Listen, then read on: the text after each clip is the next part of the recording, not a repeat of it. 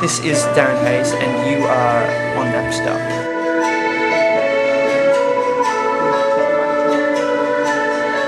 You're here with me on the set of the music video for On the Verge of Something Wonderful.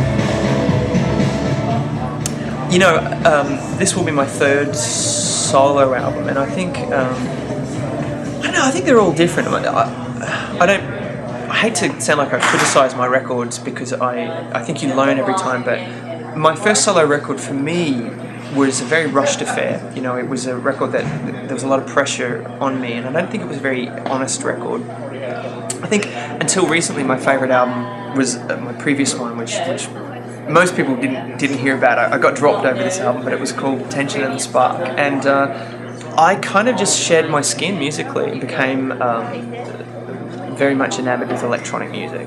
So this new record follows that path. It's this one's probably more cinematic and theatrical. It's primarily based around an 80s synthesizer called the Fairlight. The whole reason I made this record with a Fairlight synth is because when I was a little kid, looking at records by people like Prince, Kate Bush, Michael Jackson, they all had this synthesizer on there and it was called a Fairlight. And I thought, you know, if I'm going to go back and talk about my childhood and talk about my life, I want to get one of these things and use it as my kind of musical time machine. And it took me almost a year to find one. I ended up finding it on eBay. And I'll give you an example. In the 80s, they used to cost about $250,000. And I think I paid $2,000 for mine. It's a really temperamental machine, and I don't know, just, you know, all those records, even like New Order and OMD, a lot of great 80s pop records used this machine, and now it's on my record, and I love that. So the sound of it, in parts, is a bit retro, a bit sort of retro tech. But at the heart of it, these are pop songs that are very, very personal. You know, it's a record about how complex relationships are, and how, if I could go back in time, you know, what things would I change? What things would I do differently? Who would I apologise to? And how would I fix the things that I did wrong?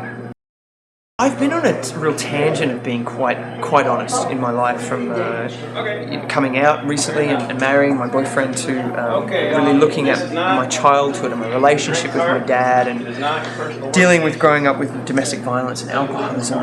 All of these things were quite painful to examine as a songwriter, but there's so much release when you do that, you know. It's a beautiful thing to write songs about having survived adversity, as opposed to succumbing to adversity. And so that, for that reason, it's been a real joy.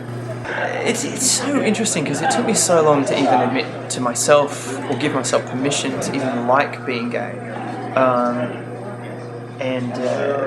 My gay audience have been so kind to me about that. I was never pressured to come out. I was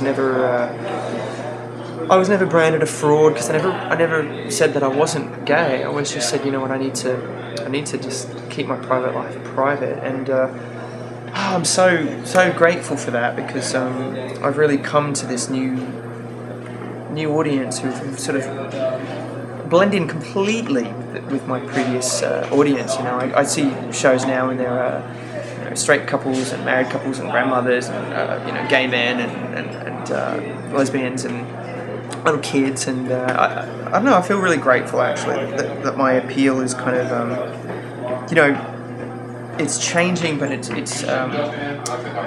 becoming more interesting, I think.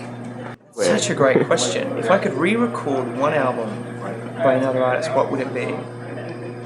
It would be Sign of the Times by Prince. And in a lot of ways, my new album is sort of very much wouldn't exist without Sign of the Times. It was a double album, as this one is, and it was a record that Prince made largely at home and with simple drum machines, as this one was.